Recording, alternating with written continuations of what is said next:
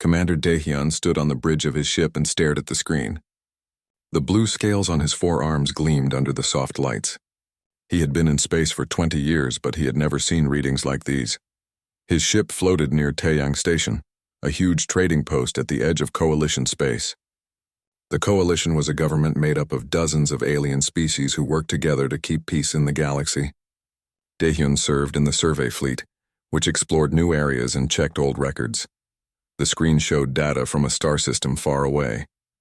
The system had a boring name, Sector 447 Gamma.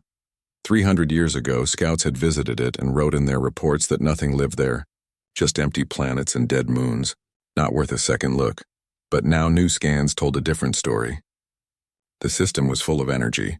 Massive power signatures lit up the sensors. There were structures, ships, and what looked like cities. Someone had built a civilization there. Yunwoo, the science officer, walked over to Daehyun. His crystalline skin caught the light and threw tiny rainbows across the bridge. Hyunwoo was Litharan, a species that could think faster than most others. He looked excited. "Commander, these readings are impossible," Hyunwoo said. "Either our sensors are broken, or someone built an entire industrial civilization in a system we thought was empty." "Our sensors are not broken," Daehyun replied. "I checked them twice. We need to go there and see what this is." "Should we wait for backup?"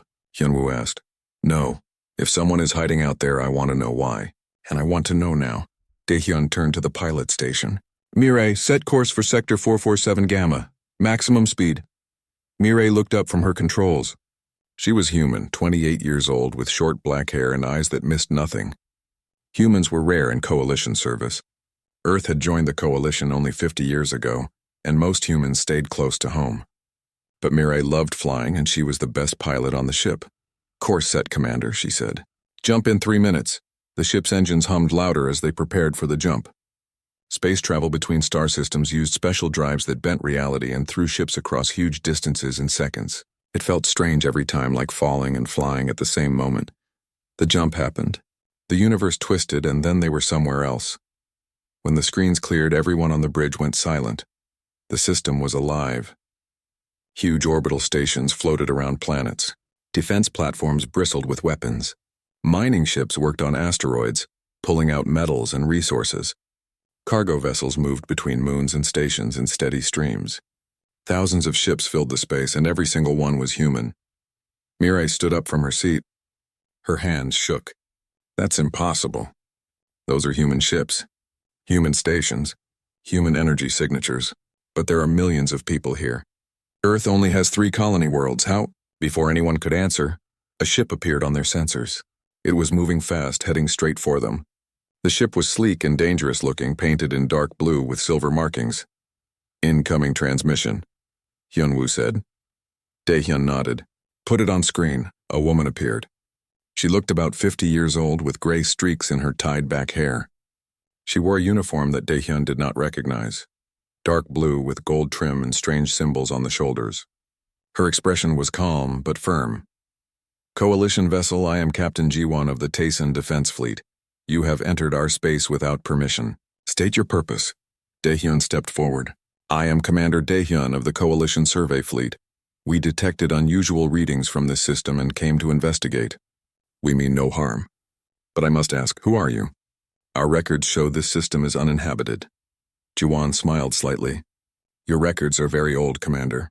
This system has been inhabited for 400 years. We are the Taesan Republic. We are human." "400 years?" Mireille whispered. "But that's impossible. Humans only reached the stars 70 years ago." Ji-won heard her. "You are thinking of Earth's journey to the stars. Our journey was different. We left Earth 400 years ago on a colony ship called the Eternal Hope. The ship had 50,000 people in sleep pods. We were supposed to reach a planet near Earth's space." She paused, and her expression grew harder. "But the ship's drive failed. We drifted off course.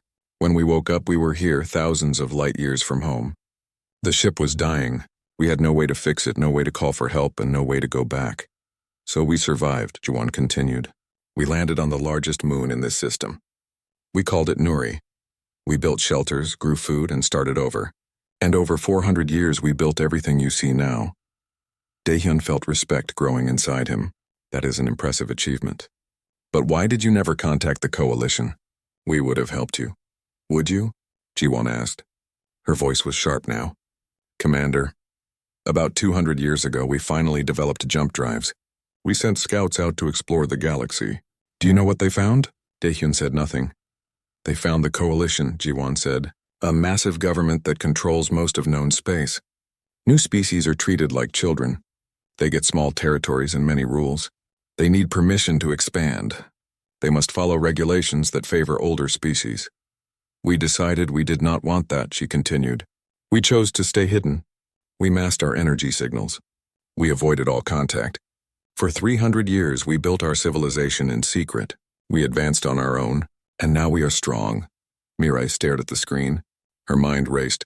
Everything she had been told about humanity's place in the galaxy suddenly felt wrong. I would like to visit your station, Daehyun said carefully, to learn more about your people, and to discuss why you are revealing yourselves now. Ji-won considered this. Very well. Follow my ship to Hanul Hub. But Commander, understand this, we are not asking to join your coalition. We are informing you that we exist. What happens next depends on what you do with that information. The transmission ended. Ji-won's ship turned and began flying toward a massive orbital station in the distance. Daehyun ordered Mirai to follow. As they flew closer, the true scale of what the humans had built became clear. The main station was enormous, bigger than any coalition station Daehyun had seen. It had multiple rings that spun slowly, creating artificial gravity. Gardens grew inside transparent sections. Ships docked at hundreds of ports. Cities floated in space, connected by bridges and transport tubes. Mirai pressed her hand against the window. Tears filled her eyes. They did this alone, she whispered. No help, no support. Just humans building something amazing. Hyunwoo was scanning everything. Commander, their technology level is equal to ours. Maybe better in some areas. Their power systems are more efficient. Their ship designs are more advanced. This is not a weak civilization asking for help. This is a power that could challenge the coalition. Daehyun nodded slowly. He understood now why Ji-won had been so direct. The Taesun Republic was not revealing itself because it needed the coalition. It was revealing itself because it was ready. Their shuttle landed on Hanul Hub. When the door opened, Ji-won was waiting for them. She was not alone. 5 other people stood with her, all wearing similar uniforms. They looked confident and strong. Welcome to Taesun, Ji-won said. Come, the council is waiting to meet you. We have much to discuss. And Commander, what we tell you next will change everything. The inside of Hanul Hub was beautiful. Daehyun walked through wide corridors with high ceilings. The walls were painted in soft colors, blues and whites that reminded him of Earth's sky. Plants grew in planters along the walkways. Real plants, not artificial ones. Everything was built for humans. The gravity felt heavier than most coalition stations. Earth gravity. The air smelled fresh and had more oxygen than Daehyun was used to. The doorways and halls were all sized for humans. This was not a shared space trying to fit many species. This was a human space built by humans for humans. They passed through a marketplace. People bought and sold goods, food, clothes, tools, and electronics. Children ran between the stalls laughing and playing. Families sat at small cafes drinking coffee and eating meals. Everyone looked healthy and happy. Mirai could not stop staring. She saw people of every Earth ethnicity working together. Asian, African, European, Middle Eastern, all mixed together naturally. No one paid attention to differences. They were just people living their lives. This way, Ji-won said, leading them to a lift. The lift took them up through the station's central column. Through the transparent walls, they could see the entire hub spread out below them. Residential areas, industrial zones, farms growing under artificial lights, and schools where children studied. The lift stopped at the top level. They entered a circular room with windows looking out at the stars. 5 people sat at a curved table, the Taesun Council. They stood when Daehyun's group entered. The oldest was a woman with white hair and sharp eyes. She stepped forward and offered her hand. I am President Yoonji, welcome to Taesun. These are my fellow council members, Doyun, Nari, Seokjin, and Youngsu. Daehyun shook her hand carefully with one of his forearms. Thank you for receiving us, President Yoonji, I am honored. But I must admit I have many questions. Of course you do, Yoonji said with a smile. Please sit. We will tell you everything. They all sat around the table. Yunji began speaking. Her voice was clear and strong despite her age. 400 years ago, Earth sent out colony ships to settle new worlds. The Eternal Hope was one of them. 50,000 people in sleep pods heading for a planet called New Terra. But something went wrong with the jump drive. The ship was thrown off course. When we woke up, we were here. Thousands of light years from Earth, the ship was failing. Life support was breaking down. We had maybe a month before everyone died. Yunji paused. Our ancestors made a choice. They could try to repair the ship and risk everyone dying in space, or they could land on the nearest habitable moon and try to survive. They chose to survive. The moon was called Nuri, she continued. It had air we could breathe and water we could drink. But it was cold and harsh. No plants grew there naturally. The soil was poor. It took everything we had just to stay alive in those first years. Doyen spoke next. He was younger, maybe 40, with the confident voice of someone who understood technology. We learned to adapt. We built greenhouses for food. We dug mines for metals. We used the colony ship's power cores to generate electricity. Every piece of equipment was precious. If something broke, we fixed it. We could not waste anything. That taught us efficiency, Doyen said. We learned to build things that lasted. We learned to use every resource fully. We learned to innovate because we had to. There was no one to help us, no one to sell us new technology.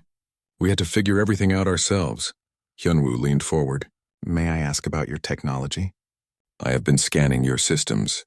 Your power generation is 20% more efficient than Coalition standard. Your ships are faster. How did you achieve this without access to Coalition research? Doyen smiled. Because we had no choice. Coalition species can buy technology from each other.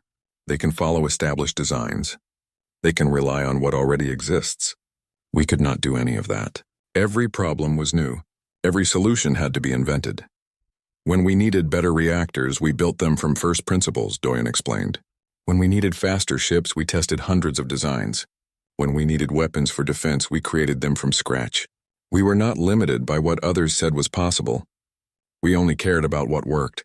Nari spoke then. She was a woman in her 30s with kind eyes. The most important thing we learned was unity. On Nuri in those early years, if people fought each other, everyone died. If people refused to work together, everyone starved. We had no room for division. So we built a society based on cooperation, Nari continued. Everyone contributed. Everyone mattered. Race, religion, background, none of that mattered anymore. We were all just humans trying to survive, and that unity made us strong. Mireille found herself nodding. She thought about Earth and the Coalition colonies. There was still so much division among humans there. Different groups arguing about old conflicts that did not matter anymore. It was wasteful. May I ask permission to walk around? Mireille said suddenly. I would like to see more of your station. Yunji nodded. Of course. Captain Jiwon can arrange an escort if you wish, but you are free to go where you like. We have nothing to hide. Mireille left the council chamber. She wandered through the station alone, just watching and listening. She visited the shipyards where workers built new vessels. She saw the farms where food grew in perfect rows under bright lights. She stopped at a school and watched children learning mathematics and science. At one of the shipyards, a young man noticed her uniform. He came over and smiled. You are from the Coalition ship, yes? I am Junho. I work here as an engineer. Yes, Mireille said. I am Mireille. I am human too, from Earth. Junho's eyes widened. Earth? I have heard stories about Earth all my life. Tell me, what is it like?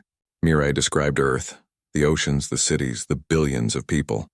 She told him about the 3 colony worlds humans had settled, but then she had to explain the restrictions, how humans needed Coalition approval to start new colonies, how they had to follow regulations that limited their growth, how other species got better treatment.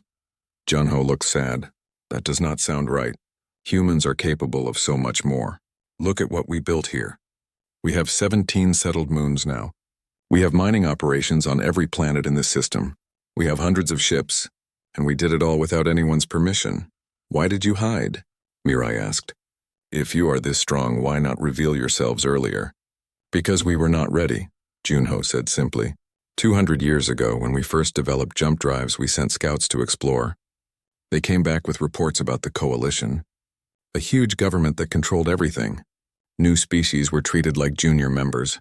They had to follow rules made by others. They could not grow freely. We decided to wait, Junho continued. We would build our strength first, make ourselves powerful. Then when we revealed ourselves, we would do it as equals, not as supplicants begging for help.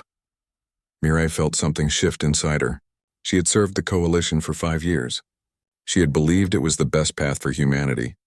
But now, seeing what humans could achieve without Coalition oversight, she wondered. Back in the council chamber, Daehyun was having similar thoughts. Yoonji had just finished explaining why Taesan was revealing itself now. We have been monitoring Coalition space for decades, Yoonji said. We know about the Veldrin Empire. We know they are aggressive and expanding. We know war is coming. When that war starts, the Coalition will need every ally it can find, she continued. We are offering our alliance. Not because we need you, but because it serves our interest to have a stable galaxy. The Veldrin are a threat to everyone. Daehyun absorbed this information. You want to join the Coalition as an ally against the Veldrin. Not join, Yoonji corrected. We want an alliance, an equal partnership. We will contribute our military strength and our resources. In return, we ask that the Coalition remove restrictions on all human expansion. Earth and its colonies should have the same freedom we have. The request was bold. Daehyun knew the Coalition Council would debate this for months. But he also knew that Taesan had leverage. If war was coming, the Coalition needed them. I will report everything I have seen to the Council, Daehyun said.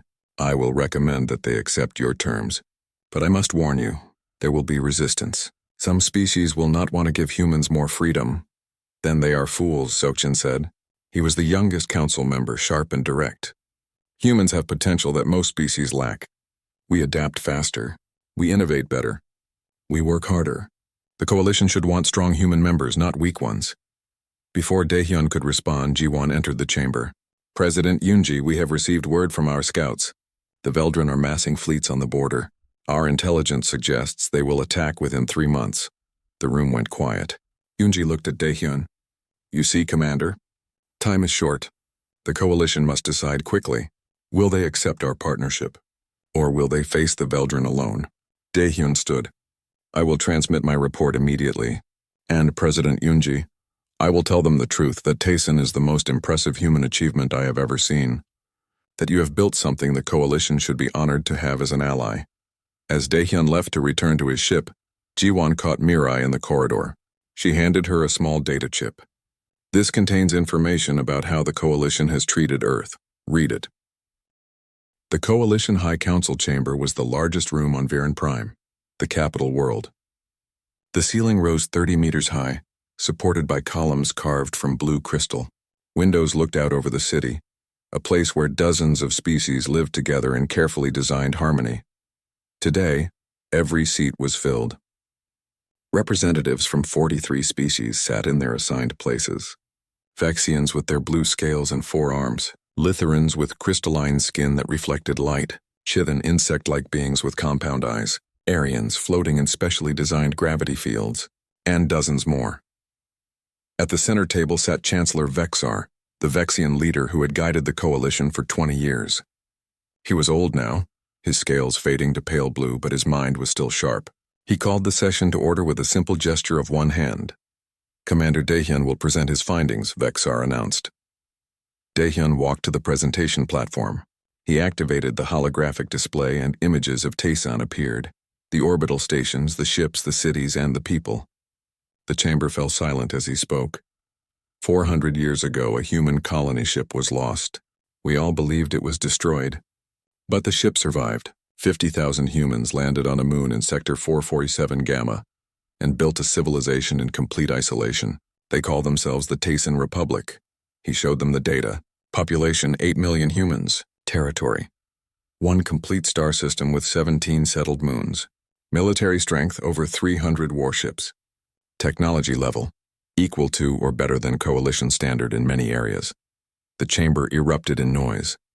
Representatives shouted questions. Some were excited. Some were angry. Some were afraid. Representative Althan, a Litheran diplomat, stood and raised his voice above the others. Commander Daehyun, why did these humans hide from us for so long? Do they not trust the Coalition? Daehyun chose his words carefully. They studied the Coalition from a distance. They decided that joining would limit their growth. So they chose independence instead. That is unacceptable, Althan said. They should have revealed themselves and followed proper procedures. They cannot simply hide and then demand to be treated as equals.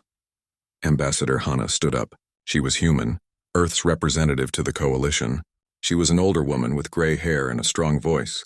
Representative Althan. Perhaps they hid because they saw how the coalition treats new members. Earth has been part of the coalition for 50 years. Yet we still face restrictions that older species do not. We need permission for every new colony. We must follow quotas that limit our expansion. Other species were given more freedom. The chamber grew louder. Some representatives agreed with Hana. Others defended the coalition's policies. Chancellor Vexar let them debate for a while, then called for quiet. We will hear from Fleet Admiral Torvin, Vexar said. Torvin was a military legend. He had commanded coalition fleets for 30 years and won every major battle. He was Vexian like Vexar, but where Vexar was diplomatic, Torvin was direct. I have reviewed all the data, Torvin said. His voice was rough from years of giving orders. Tayson's military capability is impressive. Their ships are well designed and well maintained. Their crews are highly trained. In a direct engagement, I estimate they could match any coalition fleet of equal size. He paused to let that sink in. But there is more. If Earth and the other human colonies were given the same resources and freedom that Tayson has, human military strength could increase tenfold within 20 years. Humans have something most species lack, the ability to innovate rapidly under pressure. Is that a threat assessment? Someone asked. No, Torvin said. It is an opportunity assessment. The Veldran Empire is preparing for war. Our intelligence confirms it. They are massing fleets on our borders. When they attack, we will need every advantage we can get. Tayson offers us that advantage. The mention of the Veldran changed the mood in the chamber. The Veldran were a militaristic species who believed in conquest. They had been a growing threat for years, and everyone knew conflict was coming. Chancellor Vexar spoke. What are Tayson's terms? Dahyun answered. They want an equal alliance, not membership. They will contribute military forces and resources to defend against the Veldran. In return, they ask that all restrictions on human expansion be removed. Earth and its colonies should have the same freedom as any other coalition species. The chamber erupted again. The debate split into 3 groups. The integration bloc wanted to accept Tayson's terms and welcome all humans as full equals. The conservative bloc wanted to maintain current restrictions and treat Tayson carefully. The military bloc only cared about defeating the Veldran and saw Tayson as necessary. While the coalition debated, news of Tayson spread across human space. On Earth, people gathered in the streets to celebrate. A human civilization had survived alone and built something magnificent. Pride swept through the human colonies like wildfire. Prime Minister Kiran of Earth addressed her people. She was a strong leader who had fought for years to get Earth better treatment in the coalition. Now she had leverage. The discovery of Tayson proves what we have always known, Kiran said in her broadcast. Humanity can achieve greatness when given the freedom to do so. We call on the coalition to recognize this. We call for equal rights and equal opportunities. And we announce that Earth will send a delegation to Tayson to establish formal relations with our long-lost cousins. The response was overwhelming. Millions of humans on Earth and the colonies demanded change. They wanted what Tayson had. Freedom to expand, freedom to innovate, freedom to build their own future. Back on Dahyun's ship, Mirai made her decision. She requested a meeting with her commander in his private office. Commander, I want to request a transfer, Mirai said. Her voice was steady, but her hands shook slightly. I want to leave coalition service and go to Tayson. Dahyun was not surprised. He had seen the way she looked at Hanul Hub. You are sure about this? Yes, Mirai said. I have served the coalition loyally for 5 years, but I cannot ignore what I have seen. Tayson represents what humanity can be without restrictions. I want to be part of that. I need to be part of that. Dahyun nodded slowly. I understand, and I approve your request. Mirai, you have been an excellent officer, but I learned long ago that loyalty should go to what is right, not just to what is convenient. He stood and offered his hand. If I were human, I might make the same choice. Tayson built something remarkable. They deserve support, not suspicion. Mirai shook his hand, trying not to cry. Thank you, Commander. For everything. Go, Dahyun said with a smile, And tell your new commanders that I said they are lucky to have you. 2 weeks later, the Coalition Council was still debating when urgent news arrived. Intelligence reports flooded in from the border regions. Veldren fleets were moving. Hundreds of ships gathering at staging points. Supply convoys heading toward the frontier. Admiral Torvin presented the data to the council. The Veldren will attack within 60 days. Maybe sooner. They are preparing the largest offensive we have ever seen. If we face them alone, we will lose. The debate ended. Suddenly, Tayson was not just an interesting discovery. They were necessary. The coalition needed them. Chancellor Vexar made the call himself. He sat in his private office and opened a secure channel to Hanel Hub. President Yunji appeared on the screen. She looked calm as if she had been expecting this. President Yunji, Vexar said, on behalf of the Coalition High Council, I formally invite you to come to Varen Prime. Address the council. Present your terms. Let us negotiate an alliance as equals. Yunji smiled slightly. It was the smile of someone who knew they held the winning position. We accept your invitation, Chancellor. We will arrive in 1 week with a full delegation. And Chancellor, we will also bring a military escort. Not as a threat, but as a demonstration. The coalition should know exactly what kind of ally they are gaining. I understand, Vexar said. We will prepare a proper welcome. When the transmission ended, Vexar sat back in his chair. He had led the coalition for 20 years. He had negotiated with hundreds of species. But this was different. Tayson was not asking for help. They were offering it. The power dynamic had shifted. On Hanyul Hub, President Yunji stood before the Tayson Council. The time has come, she said. For 400 years we built in secret. We made ourselves strong. Now we will show the galaxy what humanity can achieve. Prepare the fleet, she ordered. 6 ships for escort. Make sure they are our best.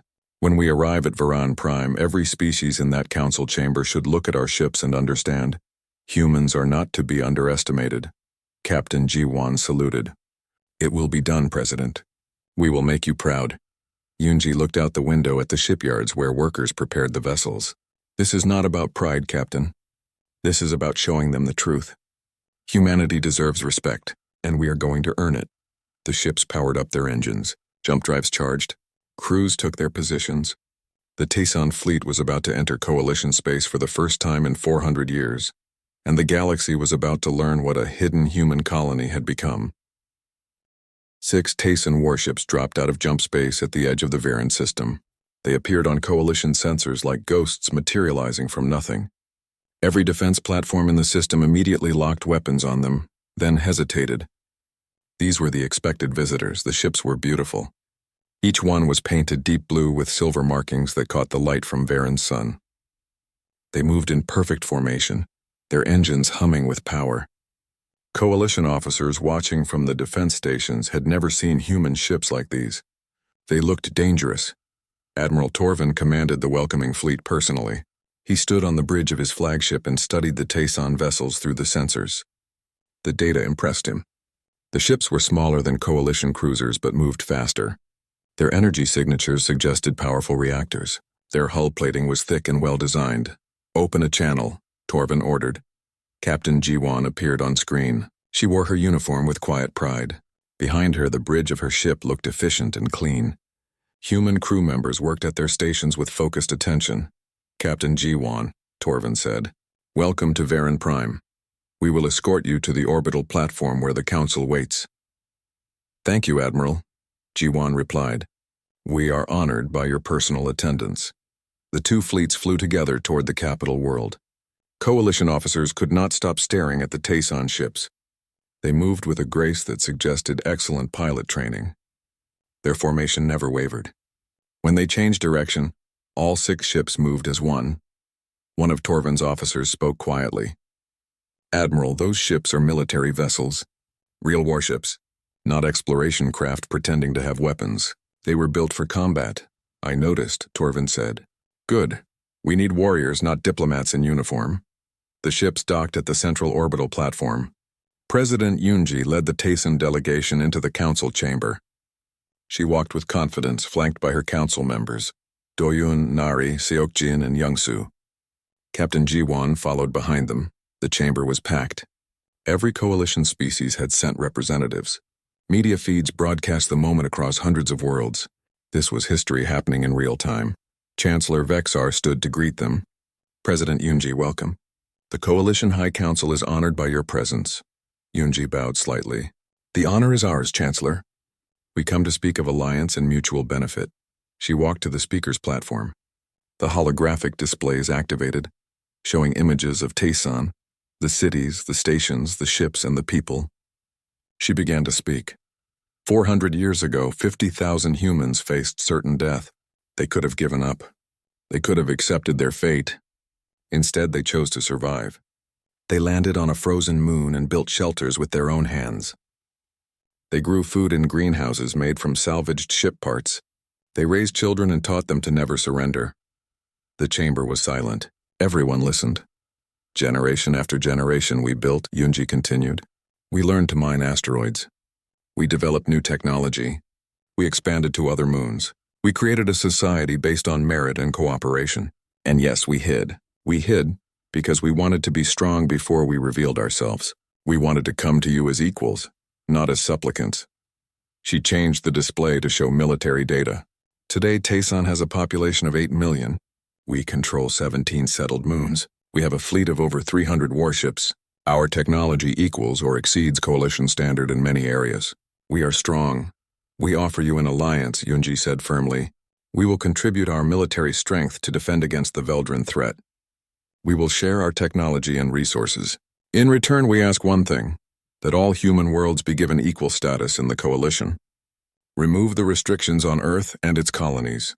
Let humanity grow freely as we have grown. Representative Althan stood.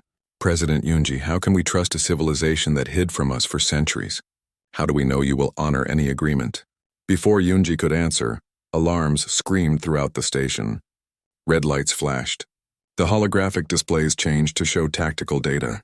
Multiple contacts had just jumped into the system. Hundreds of them. Veldran fleet, someone shouted. They are attacking! The Veldran had arrived without warning. Over 200 warships dropped out of jump space at the system's edge. They immediately began firing on defense platforms. Plasma weapons lit up the darkness. Explosions bloomed in space. Chancellor Vexar's face went pale. This is impossible. We had no warning. They have been planning this for months, Admiral Torvin said, studying the tactical display. This is a full invasion. They are going for the capital world itself. Coalition defense forces scrambled to respond. Ships launched from docks. Weapons platforms powered up. But the Veldran had achieved complete surprise. They pushed through the outer defenses, heading straight for Varen Prime. Captain Jiwan was already moving. She ran from the chamber, speaking into her communicator. All Tayson ships, battle stations. Execute defensive pattern Gamma, weapons free. Target Veldran cruisers first. Captain, you do not have authorization, a coalition officer said. Jiwan spun to face him. Your capital is under attack. Your defenses are failing. We can help or we can watch. Choose quickly. Admiral Torvin made the call. Authorization granted. All coalition forces coordinate with the Tayson fleet. Show them what we need. The 6 Tayson ships undocked and accelerated toward the battle. They moved faster than any coalition officer expected. Within minutes, they reached engagement range. What happened next shocked everyone watching. The Tayson ships split into 2 groups and attacked from different angles. They used coordinated kinetic strikes. Solid projectiles fired at incredible speed. The projectiles punched through Veldran shields and armor like they were paper. 3 Veldran cruisers exploded in the first 30 seconds. The Veldran commander, General Kruvak, could not believe what he was seeing. His ships were heavily armored. They were designed to take punishment. But these human weapons were different. They did not try to overpower the shields. They found weak points and exploited them. Jiwan's ship led the attack. She used electronic warfare to blind Veldran sensors. Her weapons officer targeted engine clusters, disabling ships without destroying them. Her pilot executed maneuvers that should have been impossible at their speed. Focus fire on the human ships, Kruvak ordered. Kill them first! Dozens of Veldran ships turned to engage the Tayson fleet. Plasma bolts filled the space, but the human ships were too fast. They dodged and weaved through the fire. When they did get hit, their shields held better than expected. The battle raged for 20 minutes. In that time, the Tayson ships destroyed 12 Veldran cruisers and crippled 2 battleships. They lost no ships. They took damage, yes, but nothing critical. Coalition forces rallied. Seeing the humans fight so effectively gave them courage. They pushed forward, supporting the Tayson attack. Together, they broke the Veldran offensive. General Kruvak made the bitter decision. All ships retreat, jump to fallback position. The Veldran fleet withdrew. They left behind burning wreckage and disabled ships. The surprise attack had failed. The capital was saved. In the council chamber, the representatives stood in stunned silence. They had watched the entire battle on the tactical displays. They had seen what 6 human ships could do against a fleet of over 200. Admiral Torvin spoke into the silence. That was the most effective combat performance I have seen in 30 years. Those humans fight like they were born to it. Chancellor Vexar looked at President Yunji. It seems you have answered Representative Althan's question about trust. You saved us without hesitation. Yunji smiled slightly. We told you we wanted an alliance. Allies protect each other. That is what we do. Captain Jiwon returned to the chamber. Her uniform was dirty and she looked tired. Admiral Torvin met her at the door. Captain, how do you fight like that? What is your secret? Jiwon considered the question.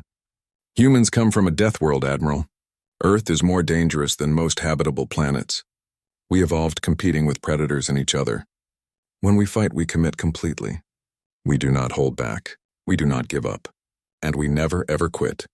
The council reconvened an emergency session. The debate was short. Representative Althan stood and spoke first. I withdraw my objections. President Yunji Tyson has proven its value beyond question. I vote to accept your terms in full. One by one, every representative voted yes. The motion passed unanimously. All restrictions on human expansion were removed immediately. Tyson was recognized as a full coalition ally with equal status. Earth and its colonies gained the same rights as any other member species. Mirai watched from the observation deck. She had arrived on Varen Prime just in time to see the battle. Tears ran down her face. Not from sadness, but from pride. Humanity had proven itself. Not through words or politics, but through action. Daehyun stood beside her. Your people did well today, Mirai, very well. This is just the beginning, Mirai said softly. The Veldran will come back with more ships. But now we will be ready, all of humanity together. Far away on Hanul Hub, more ships were powering up. Hundreds of them. The full Tyson fleet was mobilizing. They were coming to join the coalition defense. And behind them, Earth was mobilizing too. Human shipyards on 3 worlds were increasing production. 300 Tayson warships emerged from jump space at the coalition rally point. The sight was magnificent. Rows of ships in perfect formation, all bearing the blue and silver colors of the Tayson Republic. Each ship was crewed by humans who had trained their entire lives for this moment. Fleet Admiral Chaeyoung commanded the force from her flagship. She was a veteran of countless war games and simulations. For decades, Tayson had prepared for the possibility that they might need to fight. Now that day had arrived and she was ready. Admiral Torvin greeted her personally. His flagship moved alongside hers as the 2 commanders spoke over secure channels. Admiral Chaeyoung, welcome. Your fleet is impressive. I am honored to fight beside you. The honor is ours, Admiral Torvin, Chaeyoung replied. Her voice was calm and professional. My crews are ready.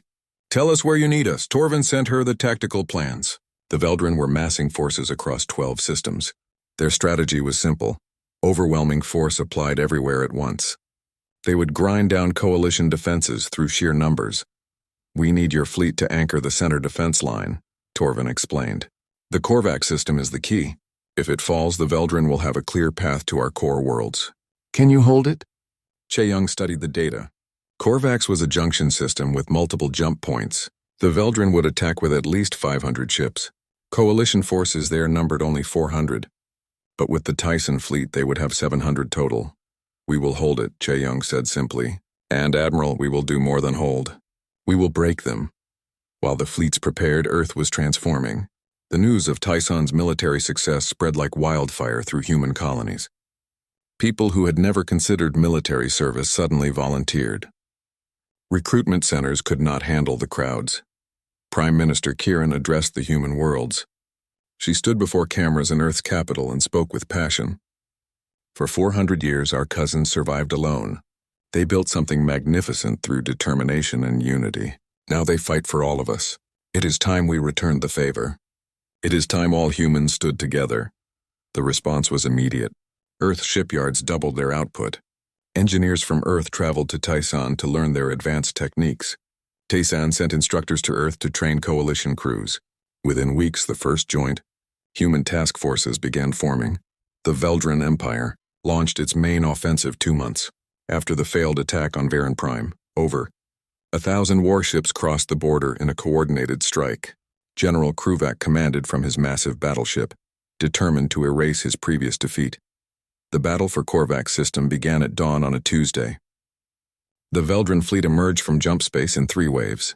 500 ships in the first wave, heavily armored battleships and cruisers designed to smash through defenses. Admiral Che-Young watched them come.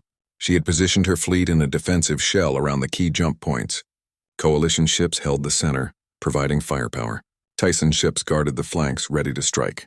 All ships hold position, Che-Young ordered. Let them come to us. Wait for my signal. The Veldran charged forward, firing plasma weapons that lit up space. Their tactics relied on their heavy armor. They would close the distance, absorb enemy fire, and crush opponents through sustained bombardment. But Che-Young did not fight the way they expected. When the Veldran were halfway across the system, she gave the order. All Tyson ships attack pattern Delta, split and strike. The Tyson fleet broke into dozens of small groups. Each group consisted of 10 ships that moved together like a single organism. They accelerated past the coalition defensive line and dove into the Veldran formation. What followed was chaos for the Veldran. The human ships were everywhere, moving too fast to track easily. They did not engage in static firefights. They struck and moved, never staying in one place long enough to be targeted effectively. Captain Jiwan led one strike group.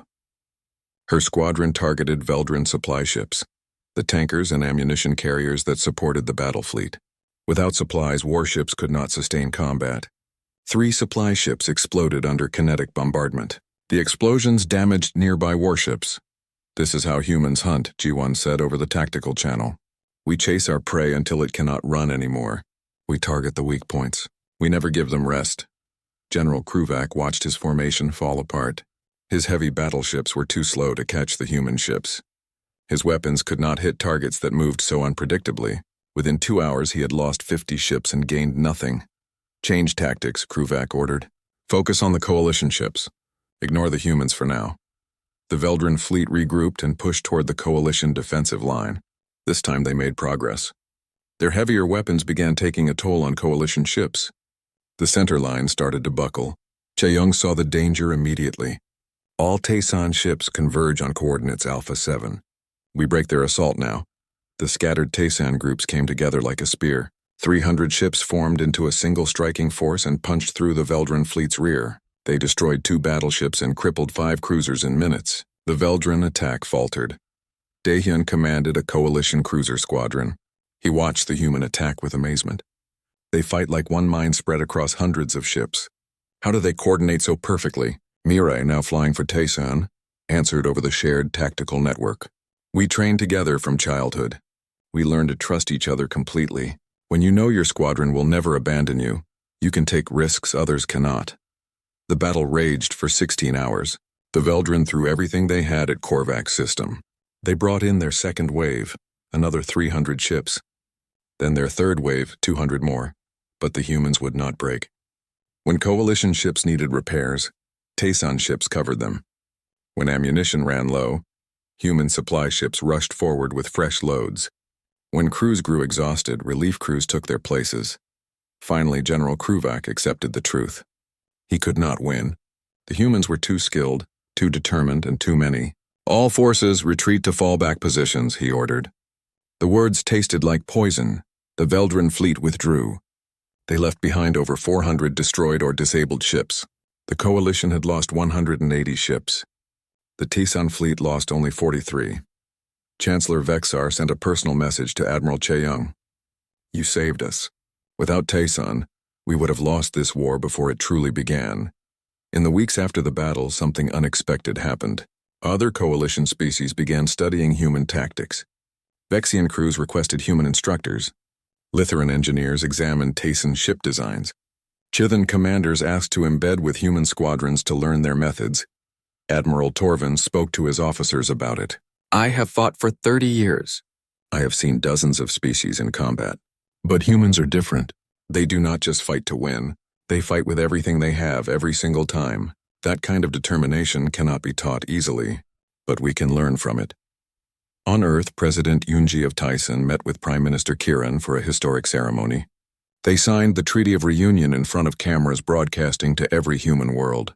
The treaty created a unified human federation within the coalition structure. For 400 years we were separated, Yoonji said, but we never stopped being one people. Today we come together again, stronger than before, ready to face any challenge. Resources began flowing between Earth and Taysan. Technology shared. People moved freely between systems. Engineers from Earth marveled at Tyson's advanced designs. Scientists from Tayson studied Earth's extensive research archives. Together they began projects that neither could have accomplished alone.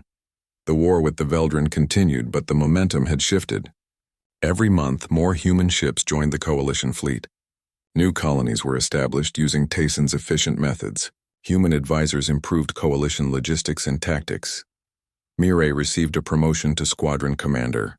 She now led mixed crews, humans from both Earth and Tayson plus Vexians, Litherans, and others. She taught them everything she had learned from G1 and the other Tayson captains. During a quiet moment between battles, Daehyun visited her squadron. They stood together looking out at the fleet, hundreds of ships from dozens of species all working together. When I first found Tayson, I worried about what it meant, Daehyun said, a hidden human colony with advanced technology. I thought it might destabilize the coalition. And now? Mirai asked. Now I know better, Daehyun said with a smile. Tayson did not destabilize us. It strengthened us. It showed us what humans can achieve when given freedom. And it reminded all of us, every species, that unity and determination matter more than technology or numbers. 1 year after Tayson revealed itself, President Yoonji stood on Hanul Hub with Chancellor Vexar. They watched the latest ships launch from the expanded shipyards. Human ships, Vexian ships, Litheran ships, all built using shared technology and knowledge. When your ancestors chose to hide 400 years ago, did they imagine this? Vexar asked. Yoonji thought about the question. They knew humanity would survive. They knew we would build something strong. But this alliance of species working together as true equals, this is better than anything they imagined.